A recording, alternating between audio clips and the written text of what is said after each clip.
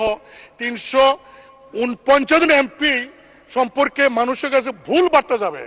তার সস্তা জনপ্রিয়তা অর্জন করার জন্য যদি এই ধরনের কথা বলে ভুল বার্তা যায়, আমাদের এই হাউসের একজন মাননীয় সদস্য,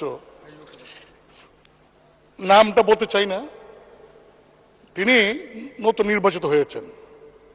তিনি ফেসবুকে কিছু বক্তব্য দিয়েছেন, যে বক্তব্যটা আমরা সবাই এফেক্টেড।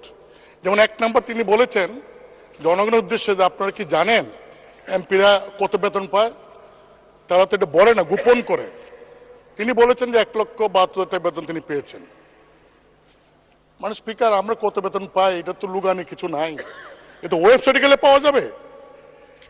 দেন তিনি বলেছেন যে এই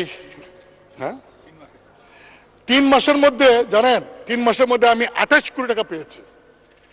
28 কোটি টাকা কিভাবে পেলেন? যে